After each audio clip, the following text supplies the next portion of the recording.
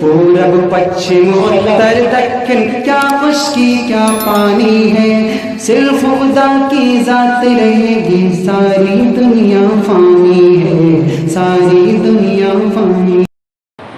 اب ہفتے میں ایک دن آیا کرتے تھے جمعے کی نماز پڑھنے کے لیے اللہ کے نبی کے پاس، اور مکمل ہفتے بھر وہ بکریوں میں مصروف رہا کرتے تھے اور وہیں نماز وغیرہ پڑھا کرتے تھے۔ مال کا سب سے بڑا نقصان یہ ہوا کہ اللہ کے نبی کے پیچھے نماز پڑھنے کی گنجائش ختم ہو گئی، اللہ کے نبی کے پیچھے نماز پڑھنے سے محروم ہو گئے۔ اس کے بعد اور بکریوں میں اضافہ ہوا تو اتنی دور چلے گئے کہ اب جمعہ بھی پڑھنا ان کے لیے مشکل ہو گیا۔ اسی زمانے میں اللہ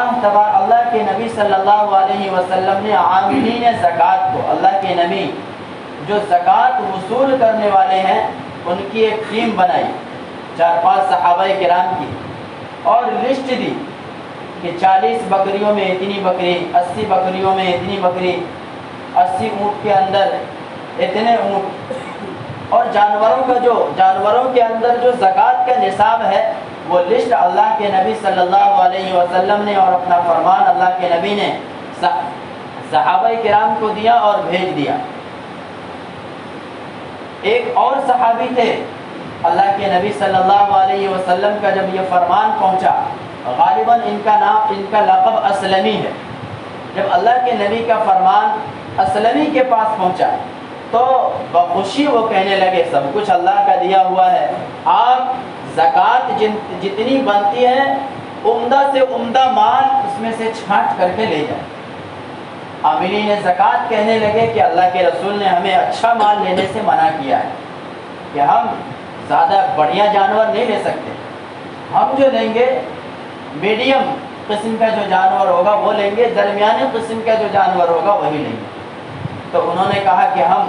خوشی سے اللہ کے راستے میں عمدہ مال دینا چاہتے ہیں، کیونکہ یہ سب کچھ اللہ ہی کا دیا ہوا ہے، اور زیادہ دینا چاہتے ہیں، جتنا اللہ کے نبی نے کہا ہے ہم اس سے زیادہ دینا چاہتے ہیں۔ انہوں نے لینے سے انکار کر دیا، تو یہ اتنی دور سے سفر کر کے اللہ کے نبی کی خدمت میں گئے اور کہا کہ یا رسول اللہ آپ میری طرف سے یہ قبول کرو۔ اللہ کے نبی نے ان کے لیے دعا فرمائی اور ان کے مال میں اور زیادہ برکت ہوئی۔ دوسرے جو تھے، اللہ کے نبی نے ایک دن مجلس میں ذکر فرمایا کہ وہ جو ثعلبہ تھے، ثعلبہ ابن حاتم، ان کا کیا حال ہے؟ لوگوں نے کہا کہ یا رسول اللہ آپ نے ان کے لیے دعا فرمائی اور ان کے مال میں اور ان کی بکریوں میں اتنی زیادہ برکتیں ہوئی کہ مدینہ کی جگہ تنگ پڑ گئی، مدینے سے قریب کی جگہ تنگ پڑ گئی، اب وہ ایک دور جگہ پر بکریوں کا کاروبار کرتے ہیں۔ اللہ کے نبی نے کہا یا ویح ثعلبہ، ثعلبہ پر افسوس ہے۔ تب اللہ کے نبی صلی اللہ علیہ وسلم نے کہا کہ جاؤ میرا فرمان لے کر کے اس کے پاس جاؤ اور یہ کہنا کہ تم تو اللہ سے بڑے بڑے وعدے کرتے تھے کہ میں ضرور بھی ضرور اللہ کے راستے میں صدقہ کروں گا۔ ان سے جا کر کے کہو کہ اللہ تبارک و تعالیٰ نے تمہارے مال میں اتنی مقدار میں اتنی بکریاں اور اتنی زکوٰۃ فرض کی ہے۔ وہ جب اللہ کے نبی کا فرمان دیکھا تو وہ کہنے لگا، بہانے بازی کہنے لگا کہ یہ تو ایک طرح کا ٹیکس ہے، یہ ایک طرح سے جزیہ ہے جو مسلمانوں سے نہیں بلکہ کافروں سے لیا جاتا ہے، اور ان کافروں سے لیا جاتا ہے جو مسلمان کے ملک میں ٹیکس دے کر کے یا جزیہ دے کر کے رہتے ہیں، یہ مسلمانوں سے نہیں لینا چاہیے۔ پہلے کیا حال تھا؟ اللہ کے نبی سے دعا کروائی اور کہا کہ ہم اللہ کی راہ میں ضرور خرچ کریں، جب مال آیا نیت بدل گئی۔ ثعلبہ کہنے لگے کہ تم لوگ ٹھیک ہے آئے ہو زکوٰۃ لینے کے لیے، ذرا اگل بغل میں آزو بازو میں آس پاس میں جن جن لوگوں سے زکوٰۃ وصول کرنا ہے ان تمام لوگوں سے وصول کر لو، اور جب واپس لوٹتے ہوئے آنا تو پھر میں تم کو زکوٰۃ دوں۔ لوگ چلے گئے اور جب پھر واپس آئے تو پھر کہنے لگے کہ لاؤ مجھے وہ فرمان دکھلاؤ رسول اللہ نے جو تمہیں فرمان دیا۔ پھر وہ فرمان دیکھے اور کہنے لگے نہیں، یہ ایک طرح کا جزیہ ہے جو مسلمانوں سے نہیں لینا چاہیے۔ اور آخر کار انہوں نے اللہ کے نبی کے فرمان کو ٹھکرا دیا۔ کون ہے؟ ہمارے اور آپ کے جیسا ایمان نہیں ہے ان کا، صحابی ہیں، اللہ کے رسول کے پیچھے نماز پڑھتے تھے، اللہ کے رسول کی صحبت حاصل ہے، اور جب مال کی محبت دل کے اندر بیٹھ گئی تو کہاں سے کہاں جا پہنچے۔ اللہ کے رسول صلی اللہ علیہ وسلم ابھی وہ قاصد پہنچے نہیں ہیں۔ اللہ کے رسول صلی اللہ علیہ وسلم نے مجلس میں فرمایا، 3 مرتبہ فرمایا، یا ویح ثعلبہ، یا ویح ثعلبہ، یا ویح ثعلبہ، ثعلبہ برباد ہو گیا۔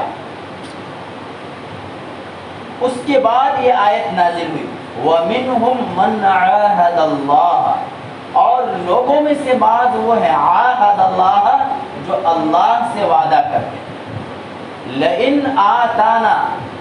اگر اللہ تبارک و تعالیٰ نے ہمیں مال دیا، لَإِنْ آتَانَا مِنْ فَضْلِهِ، اللہ تبارک و تعالیٰ نے اگر ہمیں اپنا فضل دیا،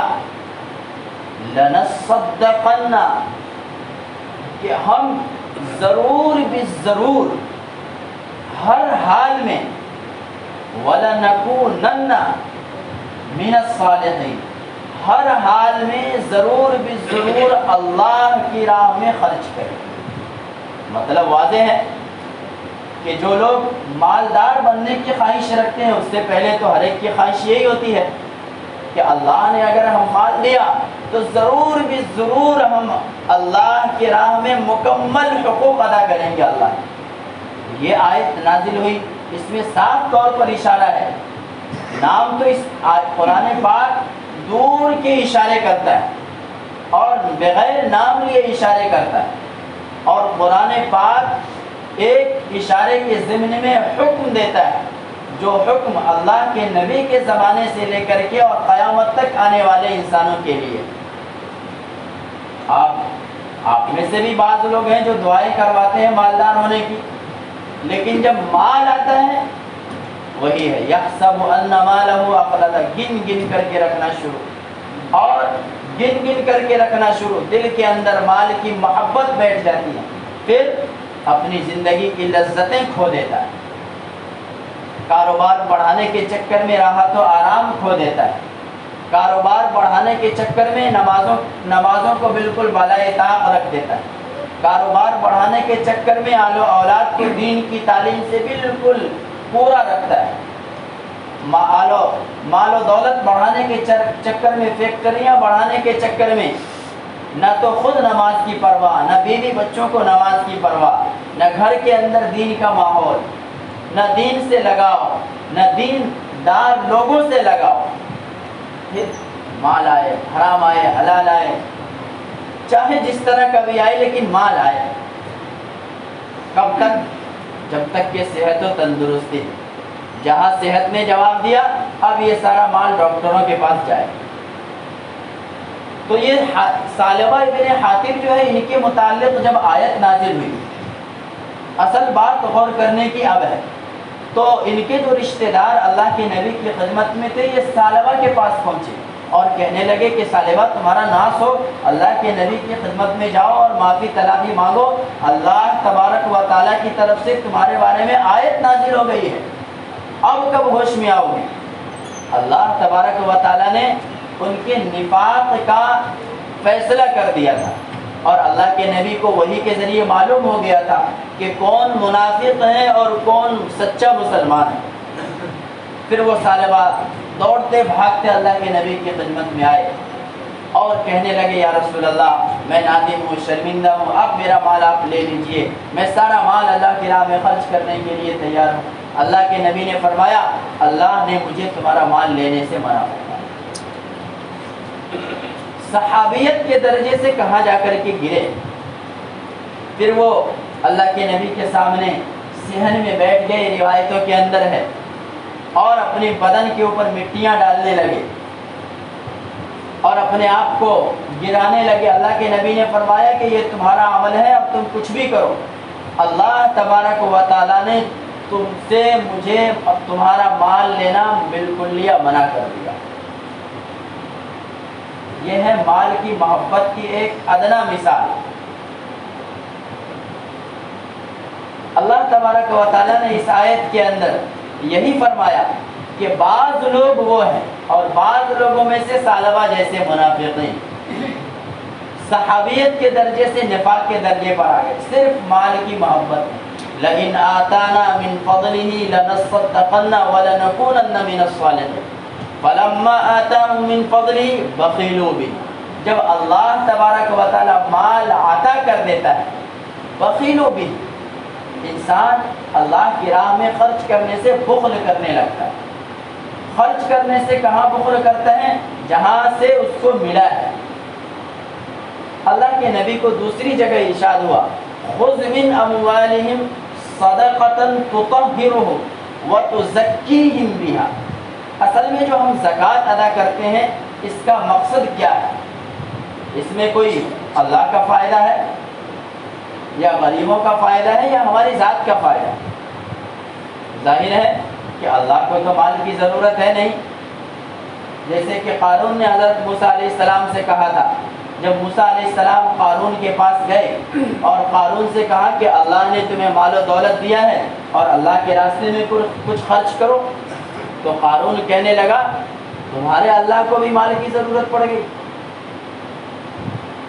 اور قارون اپنی برادری کے لوگوں سے کہنے لگا کہ موسیٰ تم سے اللہ کا نام لے کر کے اور بہانے بنا کر کے مال کھانا چاہتا ہے۔